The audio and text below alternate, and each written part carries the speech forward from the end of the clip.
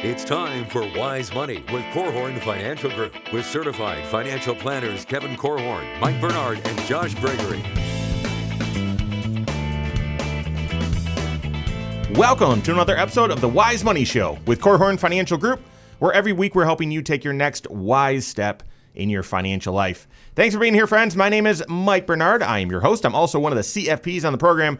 With me in the KFG studios, my business partners and fellow CFPs, Josh Gregory and Kevin Korhorn. And friends. So lots of tax changes are being proposed by Congress, but while we wait to see what happens, it's even more important that you make wise tax moves today. So what are the top tax moves to make as you're nearing retirement?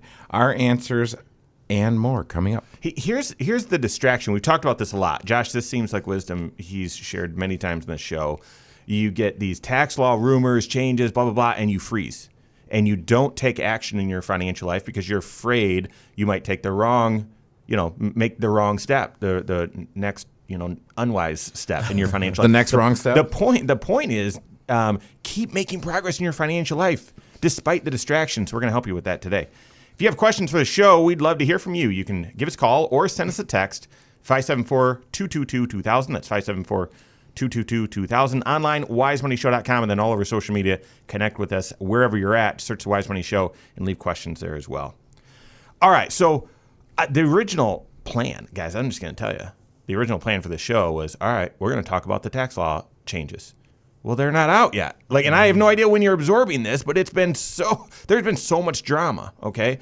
So instead, all right, amidst all of that, say you're nearing retirement, and from what I've seen, okay, labor force had this huge reduction during the pandemic. It's only come back about half. So we're missing about half the folks, okay, that lost jobs, and half of that half, do the math there, decided to retire. Mm-hmm. So more and more and more people are retired or about to retire. What are the big tax moves that you need to be thinking about on the cusp of retirement or soon into retirement? Yeah, I mean, starting with the first part of your question, what do you do right before retirement? My mind goes to what are the things that might go away once you retire? You've got this narrow window of things that you can still achieve, but once you retire, maybe they're no longer available to you. And depending on how old you are when you retire, one thing that might go away is the HSA. Now, obviously, that presumes that you ever had it to begin with, because not everyone gets to contribute to an HSA. But if you have a high deductible plan and it's HSA eligible and you can contribute to this special type of tax shelter, this might be, one of the last years. If next year's when you retire, this might be the last opportunity for you to stuff some money into this health savings account where you're kind of almost prepaying or pre-planning for some medical expenses that are going to come later on in retirement. And if you know that in that last stage of life, when you're in retirement, most likely you're going to see plenty of medical expenses. They may even be escalating expenses. Why not pay for them with tax-free dollars? Mm-hmm. That's a beautiful thing if you can take advantage of it. Yeah, as I was preparing for the show today, I was thinking that you need a series of plans in order to get ready to retire. So you need a tax plan, and we're kind of talking about that right now, but you need a plan for your health care. You need a plan for your income. There are a series of plans, and that it needs plan for your investments with all the volatility we've had, right? I mean, right. Retirement is an impetus, a reason why you've got to look at your retirement approach and say, what's the right plan? Or your investment approach, what's the right plan? And so, and I met with a couple folks in the last week for the first time they ever came in. One was a avid listener, and he's like, what you're talking about makes sense. And then so we sit down and we look at the 6 areas of financial planning, and one of the areas is tax planning. And I said, well, who helps you with your tax planning? And they said, no, we don't get any tax planning. We like our CPA, and they just tell us what we owe every year without an explanation. And so this is where, if there's no explanation for what you owe, there's likely no curiosity about how you could either increase what you owe, if that's the right answer, or decrease what you owe. But as you get closer to retirement, and Josh is talking about the health savings account, which is a pre-tax account that you can save money into and pull the money out tax-free for medical expenses, that's available to you up until about 65. Now, there's some exceptions to that, but it's available to you up until about 65. One of the things that we've seen, and Mike has just talked about this, all of the folks that have retired, there's been a little wave of retirement. Yeah. That Just clear that thing. I know. I don't know what to do, man. There's no cough button. I know, froggy. So, but one of the most important things to do is have a plan for your medical insurance. Yeah. A lot of the folks that we're talking to today, they're presenting problem. They show up and say, "Hey, here's my problem. Healthcare. What do? I'm not yet 65. At 65, I get on the socialized medicine system." Ted Foster doesn't like me referring to it like that, but we're going to go with it anyway. So at 65, I get on the government healthcare program. But before 65, what do I do? And there is incredible planning opportunities. And it used to be you either needed to work to within 18 months of 65, or you were going to have a hard time finding insurance. And if you could, it would not be affordable. But whenever you need help, look to the government. The Affordable Care Act came out and said, "Hey, we've got affordable care for you." We need a cough button and a sarcastic button. Is that okay, No, ahead, Josh. that Affordable Care Act, though, or Obamacare, as some people call it for slang, that is the reason why we can't just say when you retire the HSA goes away, because if you retire before age 65 and you have this period of time that you're being covered by a policy that you bought in the marketplace, you may be choosing an HSA eligible plan. So you could still be contributing to your HSA even after you're retired, but you're not yet age 65. This was the first one on my list. Get us back on track. I mean, what Kevin shared is, listen, you've got multiple plans going on in your financial life at all times. And they've got to be working in unison, in harmony, one plan. That's what you need. That income plan, that health insurance plan, that tax plan, that investment plan, they all need to be working together and harmoniously kind of designed so that you're not doing something over here in this area that's going to kind of thwart making progress in another area. Okay, going back to this HSA, I think that's the number one on my list as well, Josh, is you're nearing retirement. Once you are off of an HSA eligible plan, you can't fund that HSA anymore. In fact, there are rules in the year that you transition as well. If you have an HSA, a high deductible health plan with an HSA, and then midway through the year you retired, transition to Medicare or something like that, there's rules as to how much you can fund. So I agree, you got a finite window to fund this thing. But then second, we've done this strategy for folks where you get all the ducks in a row for retirement and you're just about there. And they've been using their HSA to cover their medical expenses. And you realize, okay, guys, we're pretty much at the finish line financially. You're just about there. What are your thoughts on max funding this HSA and letting it sit in there, not using that for out-of-pocket expenses, actually using that, you're using, cash that you've got saved up in the bank, something like that, and let your HSA grow while you're still young, tax-deferred, tax-free forever. So I love this idea as one that you need to consider. So you got to look at, are you qualified? Do you have an eligible high-deductible health plan? What's the strategy for when you transition off of that plan onto Medicare or something like that? Make sure that you're contributing the right amount, enough, but not too much. And then what's your strategy for pulling those dollars out in retirement? It would make sense that you can use them for your Medicare supplement, but you're not allowed to. Like, that's the one that makes sense, and you're not allowed. You can reimburse yourself for Part B, which is weird, but anyway, so work with your CFP on that. And then lastly, you might want to consider transitioning money from your IRA to your HSA as well. So we got more coming up here on the Wise Money Show with Korhorn Financial Group. Hello, YouTube. Thanks for being here. This is the Wise Money Show. You're at the Wise Money Show channel. What you're watching right now is our weekly 1-hour talk show that airs right here on this channel, 10 a.m. Eastern Time every Saturday. It also airs on podcast if you're into that, and then a few stations in northern Indiana where our headquarters is. Make sure you hit that subscribe button turn on notifications. If you like the content, every week, not only do we have this show, but we've got more digestible content, maybe 10 minutes or so of content each weekday where we're taking one financial concept and delivering it directly to you, helping you take your next wise step. So if you're about taking your next wise step in your financial life, you should be a subscriber. Hit that subscribe button. Thank you. And by the way, this was like a couple shows ago. I said something like, oh, yeah, I've got this crazy poison ivy. And like, guys, that was August. It's October. You're not healing quite as fast as you once did. There's been some Job references. Like, I got my family on high alert. Like, you guys okay? You okay? Cindy, you okay? Your kids okay?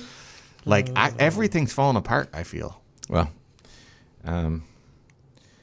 yeah, it seems like I actually have discovered in the last few months I've got friends like Job. So how about that? My life's perfect. I don't know what's going on with you guys. I think we're on the other side of it, though. I don't know if this burn will ever go away.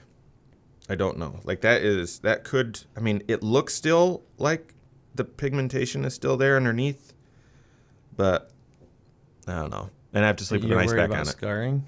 Yeah. But thankfully, Did you figure out, is it a chemical burn? it must be. Okay, That's dude. what they're thinking. Well, it sounds like this is the time to. Okay, so there's something going on with my voice. I might have to sit Shiva. But Sound like Larry King. well, maybe it's time. You don't have your coffee.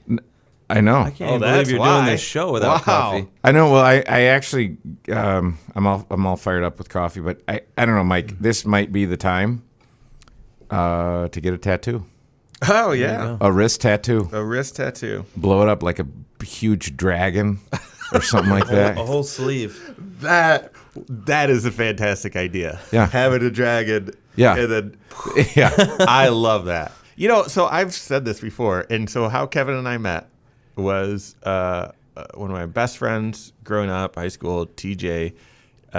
Still very close friends, but we, lived very different lives in different parts of the country.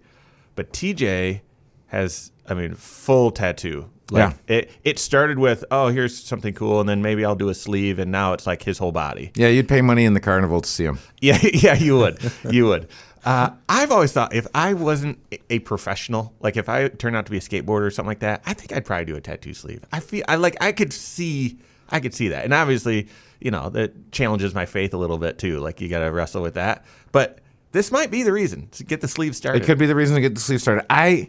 If I was going to do a tattoo sleeve, I would want to do like a removable tattoo sleeve. So like you get the cool arm tattoos, but like the Allen Iverson, where you can put it on, Yeah. Take it off. They've then got those Take now. it up. Yeah, they've got those. Oh, there you go. So, all right, let's get into it. right. Whatever is next. So what is next? Second segment. No, we're still talking about the same stuff. So whatever tax strategy someone should consider at or near retirement. Okay. All right, you're about to retire. It's your biggest financial decision of your life, most likely. You've got to look at how that decision impacts all parts of your financial plan. So you've got multiple plans all working together. Specifically within taxes, what are the things you need to do? What are the tax moves you need to do at or near retirement to set yourself up for success? That's what we're talking about right now. This is the Wise Money Show with Korhorn Financial Group. Thanks for being here. My name is Mike Bernard. Here with me in the KFG studios, Kevin Korhorn and Josh Gregory. Every episode is on the YouTube channel. Go check it out. Go to YouTube, search the Wise Money Show. Follow us there. Got some? Yeah, so your financial planner is working in the 6 areas of financial planning. We didn't create those. Those existed before us. But you have your present financial position, protection planning, think insurance and things like that, tax planning, investment planning, retirement planning, and estate planning. And all of those areas need to work together because we're talking about tax planning that you need to do before retirement. And my mind goes immediately to clean up my balance sheet. And you say, well, wait a minute, that's not tax planning, that's present financial position. And it absolutely is. But if I clean up my balance sheet and I deal with the current level of debt that I have, I change my income requirements, and quite possibly I change them for the rest of my life. Yeah. I feel like that needs to be on That's repeater. awesome. And there's this great debate right now with interest rates being so low. Should you, and I've done some videos on this, next 5 step videos.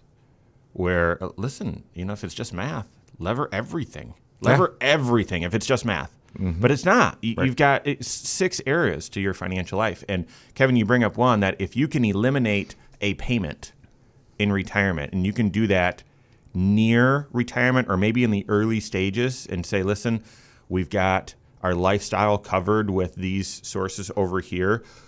We can go up to the 12% tax bracket or the top of the 22% tax bracket, drawing this big chunk out and throwing it down on the mortgage or freeing up a payment. Like that's something, it's not going to make sense for everyone, but you got to plan through that. Do that math. Well, how often do we work with clients who are in retirement and we're doing tax planning and you realize, man, because of their lifestyle needs, they're having to draw extra money out of their retirement plans, and it's pushing them just over some magic threshold or just into the next tax bracket.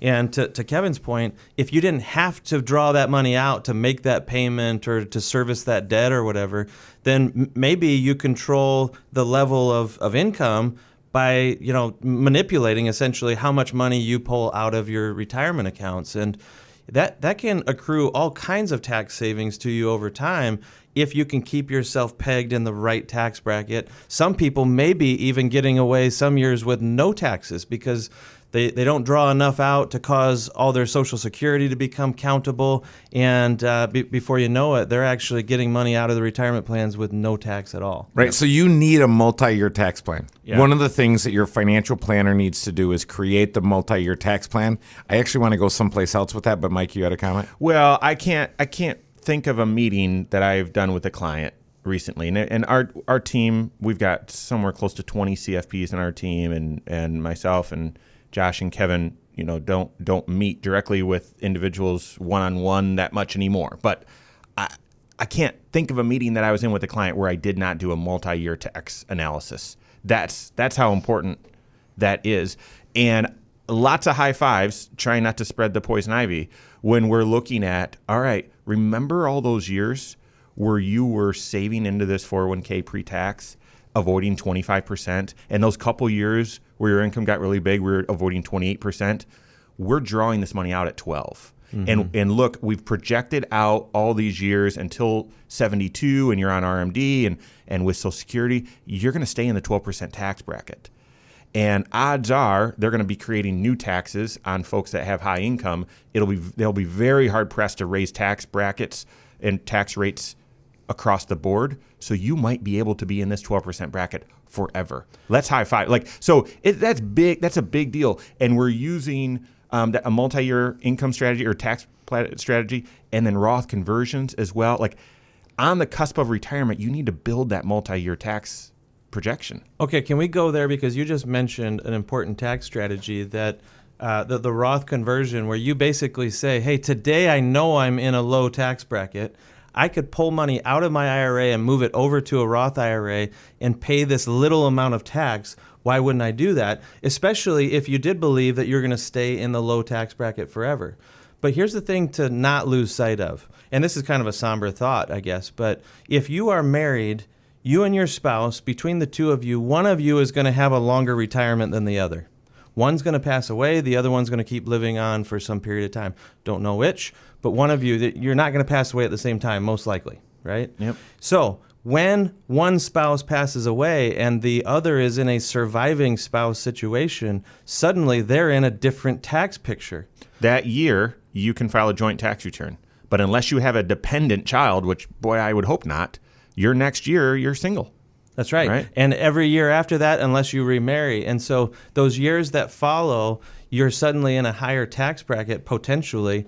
And maybe you would be looking back and saying, oh, back when we were in a low tax bracket together, I wish we had pre-planned some of our tax picture, looking long out into the future, not just taking it 1 year at a time. It's interesting. There's the discussion. We don't talk about it enough on the show just because of various things, but the pre-planning your funeral, those sorts of things.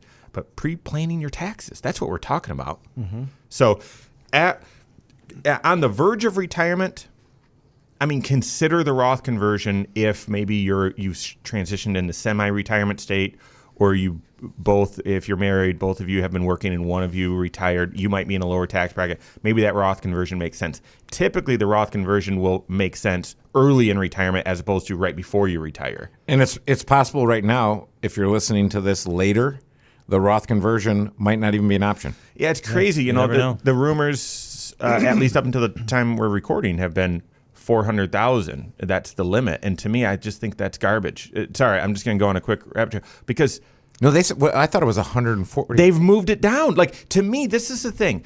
They have the ability to put in these laws, and that's they have the authority to do that. That's fine if they can get the votes. But what I don't like about 400 is they could wake up tomorrow and say, well, it's 350. And the next day it's 250. And then the next day it's 100,000.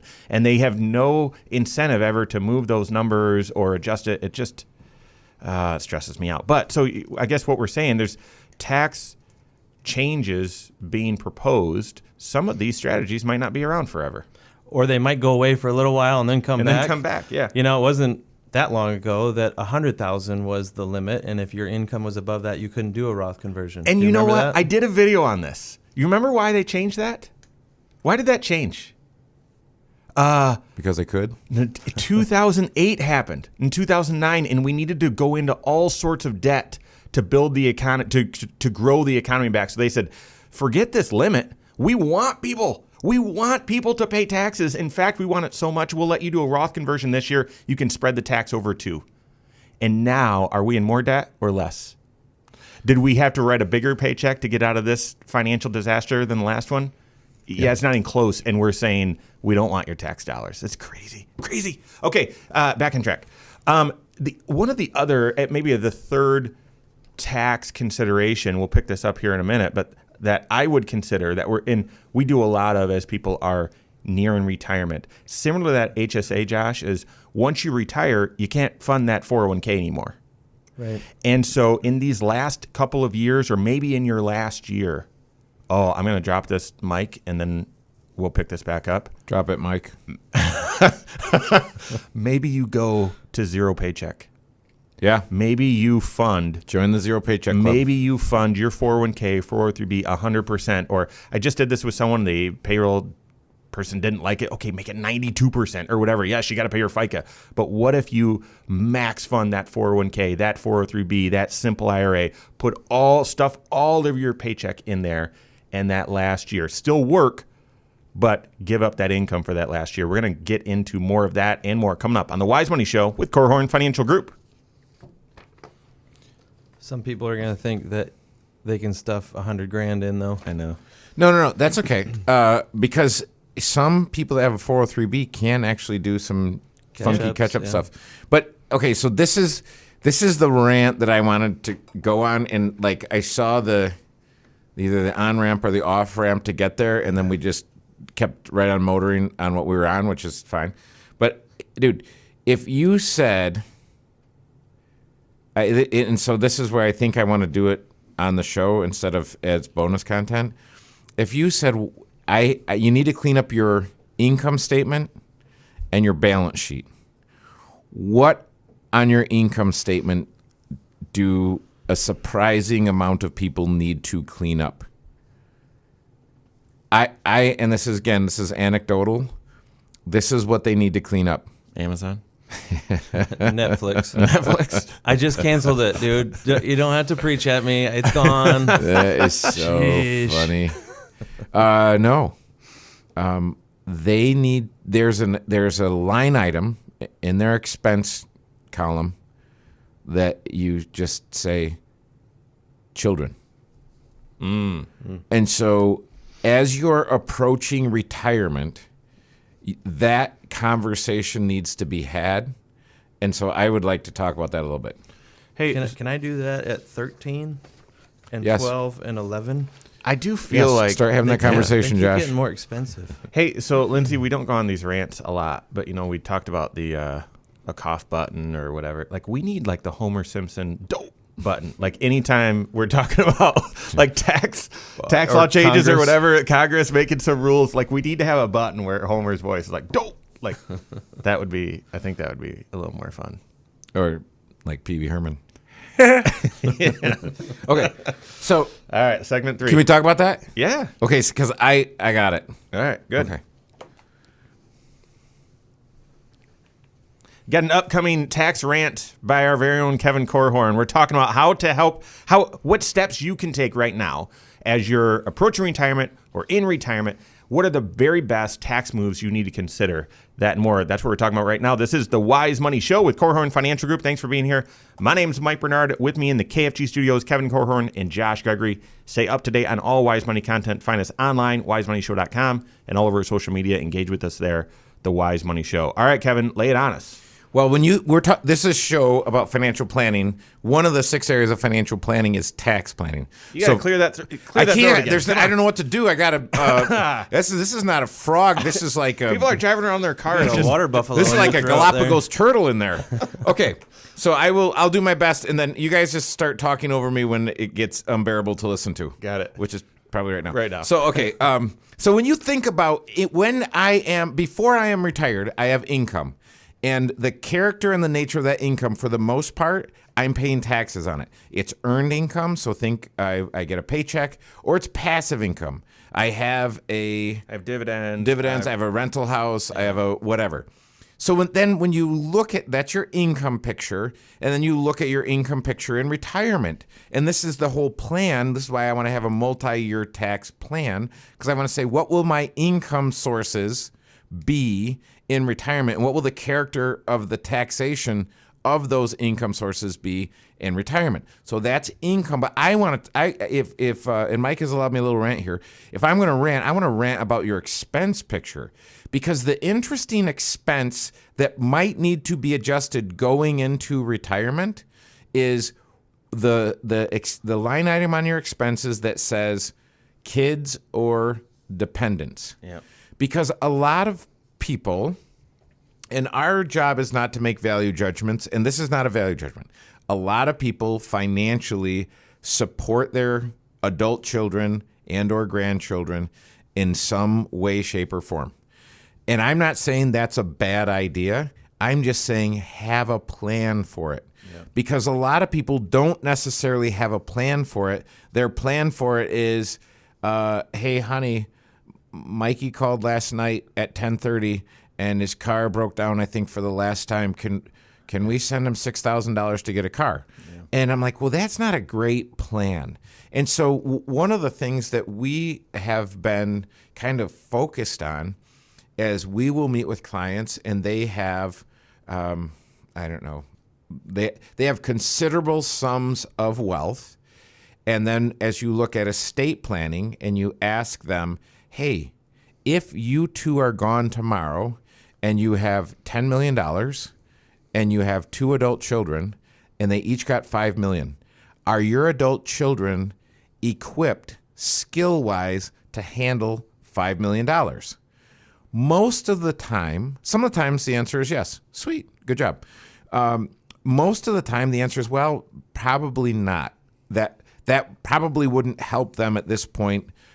They would need to either get that over a period of time or something like that. So what we encourage people to do, instead of sending Mikey the $6,000 for the car because he wasn't able to plan for it, and you think, well, Mikey has a car problem. No, Mikey doesn't have a car problem. Mom and Dad have a car problem, and they have to solve it for Mikey. And I'm like, well, then Mikey really has a financial planning problem. So we've had lots of clients take us up on, hey, the level of support that you might want to consider for the kids is hiring a financial planner for them. And at Corhorn Financial Group, we're stratified. So our more senior advisors have been doing this for a long time, tend to work with older clients who have more complicated financial lives and more resources to deal with. And we have a number of younger advisors who are newer in their careers, but very capable and very competent. And they actually like working with these younger kids. Upstarts, yeah. Getting started. Who need Foundation. Foundational level skills so that in the event something happened to mom and dad tomorrow, they could handle that $5 million windfall without being wrecked. Yeah. In some way, shape, or form. Yep. You know, sometimes there are folks who come in whose generosity towards their kids maybe also outweighs their own financial resources. And it's possible that giving away too much money too early can actually bankrupt your own retirement, and your kids are dependent upon you almost, or maybe that wasn't your intention. You've kind of just intended to bless their life, but it in some way makes them dependent on you. And it's causing you to someday maybe need to be dependent on them. And are they going to be prepared and ready to bail you back out if you've gone too far? And so anytime you're building a plan for giving, I think that needs to be baked into your overall retirement plan. Yes. You know, it's really no different financially, whether you give money to a charity or to a child or a grandchild. It's the same as just spending the money effectively. Right? Yep. Now, obviously, it has different implications in the lives that you're trying to bless. But for your financial life, it's as if you just went to, on an extra vacation, or you bought an extra car or something. That money's gone, and it can no longer serve you down the road. And so the question is, can you afford to keep on giving in this way? Can you afford to give that lump sum?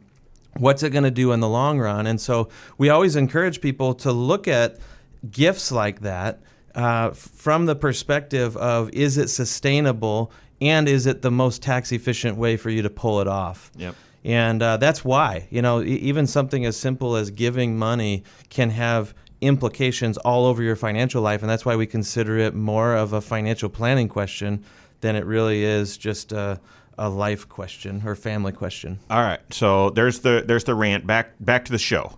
So if you're at retirement, near retirement, or early into retirement, you've got to first look at HSA. Is that available to you? You've got to consider how can you maximize the funding of that HSA before you're unable to do so. Next, you've got to look at drawing retirement dollars out at a certain time to make sure you stay within certain tax brackets, or preferably doing Roth conversions.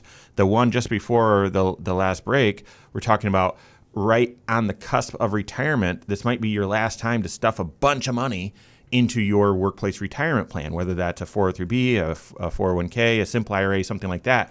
And I said, if you can budget it, hopefully you can max out that contribution, even if that means, if you've got, if the husband is transitioning part-time into retirement and his income is only $15,000 for the year, put 100% of that money into the 401k. Your limit for that contribution is still, what is it, $26,000? It's going to change in 2022. That includes catch-up. But if you only make $15,000, you can put all $15,000 in there. If you make $30,000, well, then that limit's $26,000 for 2021. So consider max funding that retirement account. Kevin, we're not going to get into it right now, but if you've got a 403B and you haven't been maximizing your contributions, there is this weird rule that you'd look at it and you'd say, no. Who came up with this? Where if you haven't been max funding it, you can actually do a 5-year catch-up? You can do a catch-up into your 403B all in 1 year to catch up on previous year's contribution limits that you didn't meet. Something like that. Do we need to go any more detail? No. What you need to know, if you have a 403B and you've been working for a while and you're over, I think it's 55, there are options for you to save more money. And a lot of times people are like, well, if I save more money, I don't have any money to live on. Well, there are ways to play the shell game within your own financial life to facilitate that. We've watched that happen with inherited money before. Yep. There's ways to get major dollars stuffed into a 403B on the eve of retirement, and sometimes it can make the difference in someone's success or falling short in retirement. So those are the tangible, some of the tangible things you need to consider, but not outside of the context of a comprehensive financial plan, custom built for you. And I would argue you also need to have that multi-year tax projection built as well. All right, we've got more coming up on the Wise Money Show with Korhorn Financial Group. All right, that was third segment. Do we want to go into listener questions, or is there more? I mean, we didn't talk about tax diversification. That was the one on my list that I. Let's pick that back up, and then we can look at. I haven't even looked at the question bank. All right. Thanks for being here. This is the Wise Money Show with Korhorn Financial Group. My name is Mike Bernard. Here with me in the KFG studios, Kevin Korhorn and Josh Gregory. Every episode of the Wise Money Show is on podcast. Wherever you listen, you can follow us, subscribe, whatever you need to do on podcast.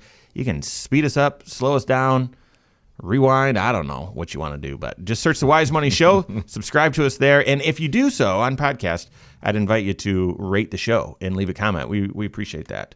All right, so before we transition into listener questions, just want to put the wraps on. More and more people are retiring right now. Part of that's demographics. Part of that's COVID. Part of that is, asset prices are all-time high. So people are, what's possible, right? What are some of the tax moves that you need to be making on the verge of retirement or early in retirement? We've hit, 4 or 5 of them so far. There's one that at the break we all said, we haven't hit this yet. Josh, what is it? Well, this may be one that you need to be thinking about long before retirement, because throughout your working career, I think it's important as you're planning for retirement and as you're utilizing tax shelters to, yes, have the current year's tax plan in mind. Have a tax projection, let it determine whether or not you should be throwing money into a 401k or should you use the Roth feature if your plan has that.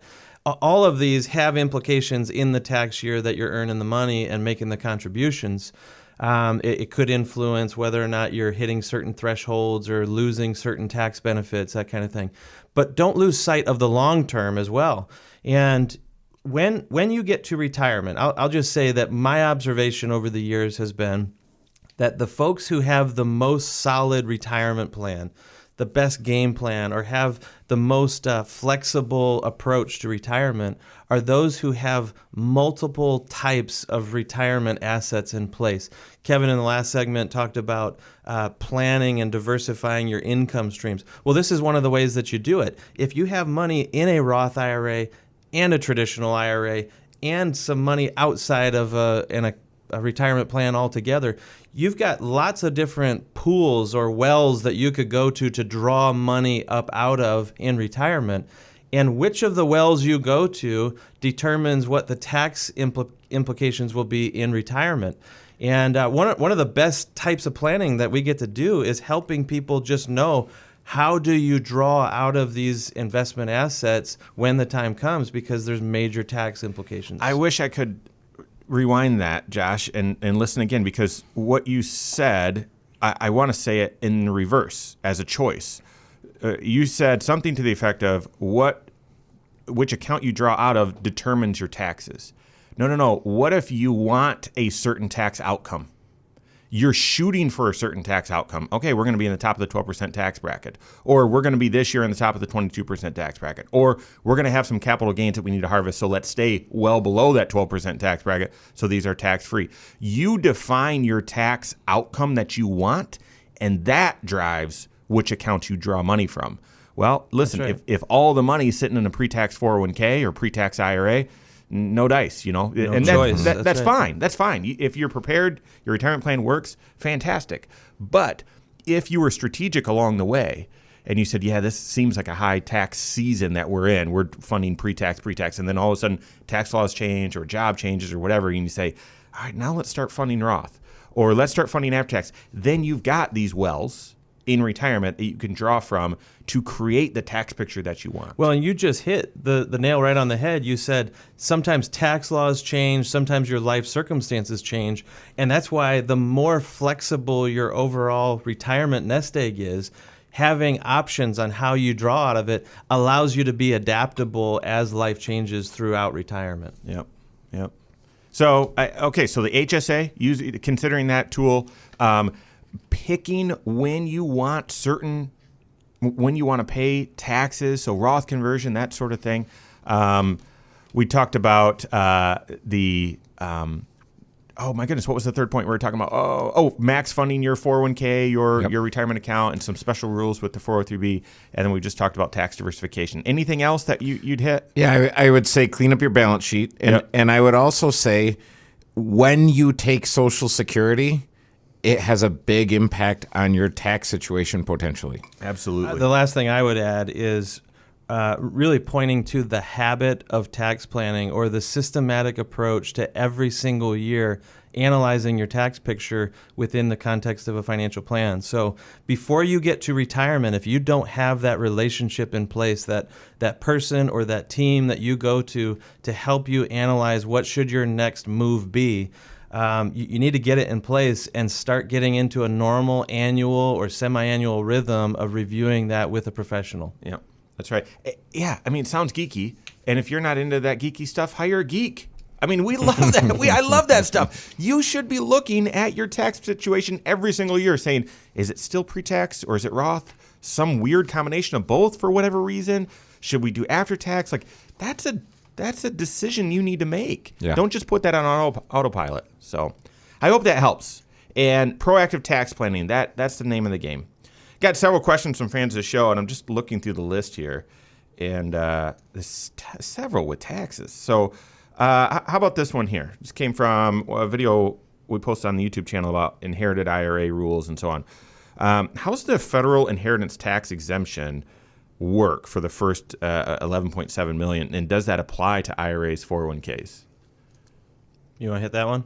Yeah, you can start. Well, I think the thing to keep in mind is that there's two types of taxes that can apply when someone leaves behind an IRA or a 401k. The question is, well, does the recipient or the beneficiary on that account have to pay a bunch of inheritance tax or estate tax is the maybe better term to use there. And the question is, it just depends on, well, how much money are you leaving behind? Is your estate going to be taxable at the federal level? That is a different question than, will your beneficiaries have to pay tax on this money? Yep. And when we say pay tax on this money, we're talking about income taxes. Throughout your lifetime, if you've been contributing to a 401k, chances are you've been doing most of that on a pre-tax basis. In other words, you didn't pay tax when you earned the money and stuffed it into the retirement plan. It's been growing in that retirement plan without being taxed. When it gets pulled out, whether it's you during your lifetime or your beneficiaries after you're gone, someone's going to pay tax on that money, income taxes, that is. And so that doesn't go away. There's no 11 whatever $1 million exemption on income taxes. Right. It's going to get paid unless some portion of it gets left to a charity who doesn't pay income taxes. You know what part is going to avoid income tax? Money in the Roth. So be thinking about, especially those of you that, maybe are well into retirement and you say, well, geez, this show about tax moves to make when I retire, that was a decade ago, guys. Thanks for nothing. Maybe you should be considering this. What are some of these tax law or tax strategies you should consider right now at this stage of life? And then for those of you listening that have mom and dad that you're dealing with, I mean, sadly, a longtime client, friend, I think we served the family for over 20 years, served her individually for, I believe it was 13 or 14, fought. She's a fighter, had all sorts of health issues, and finally just passed. And when the son called me and said, hey, listen, it's time. Mom's done fighting and she's home, hospice, anything we need to do. Said, well, what's mom's income this year? Did she sell anything, whatever? And he's like, no, we did the property sale last year, blah, blah. I said, all right, let's convert 80 grand. Let's get to the top of the 12%. And honestly, we could convert even more to the top of the 22. I know your tax situation, son, your sister's, I don't know. I would consider converting even more. And he said, no, let me talk to sister. And he called me back and said, we're going to convert up to the top of the 12% bracket. Okay, great. If you don't know what that word convert means, Mike's referring to a Roth conversion where they move money from an IRA to a Roth IRA and basically pay the tax at mom's tax rate so that when the kids inherit it, maybe weeks later, they're receiving it tax-free. Mm-hmm. And Mike, you said if you're a decade into retirement, do you need a tax plan or not? And you're saying you do. And I'm saying, of course you do, because here's why. I can't tell you how many folks will meet where it's usually the children saying, hey, can you look at my folks' stuff? And the parents are paying zero federal tax. Yeah. So if you can look at your tax return and you have IRA money and you're paying zero federal tax, there's something that needs to be done yesterday. Yep. All right, I got 2 questions here. I tell you, so we've got a couple videos like old, like where they're grainy. Like you don't want to really watch them because it's older video equipment and whatever, but that get a lot of traction, and one kicks up a lot of questions, and it's the Roth IRA tax trap, Roth 401k tax trap. So we got 2 questions here. One says, it's from Matthew on YouTube. Hey, my dad's advisor says that the Roth IRA rule with the Roth 401k tax trap, that's not true. So what should he do? Open an Roth IRA anyway, or find a new advisor?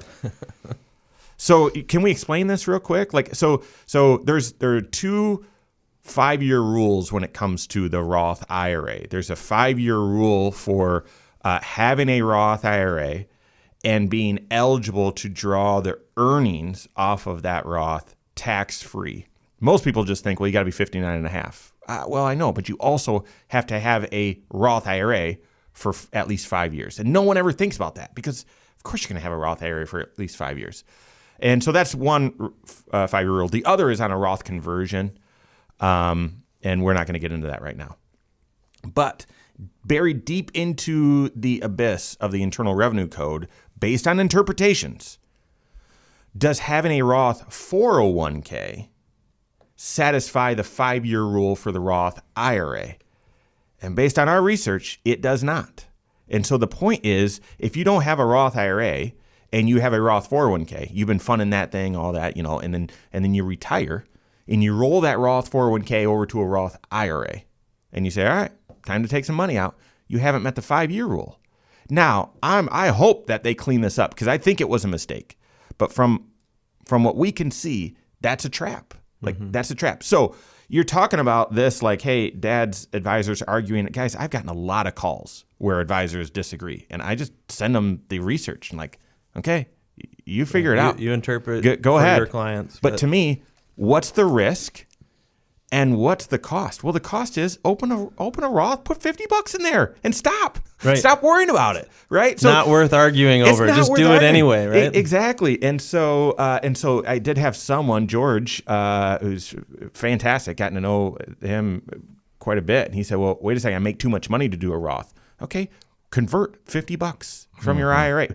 Be willing to pay tax on $50 this year to throw a little bit of money in your Roth, and then done. You don't need to worry about this anymore. And just make sure that you know the parameters of that Roth IRA, that it doesn't have a $29 a year custodial fee. That's right. Exactly. All right. I hope that helps. On behalf of Josh Gregory, Kevin Korhorn, all of us at Korhorn Financial Group, have a great weekend. We'll see you next Saturday for the Wise Money Show with Korhorn Financial Group.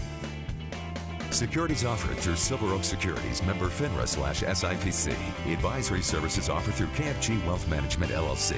Doing business as Korhorn Financial Group. KFG Wealth Management, LLC and Silver Oak Securities Incorporated companies are unaffiliated.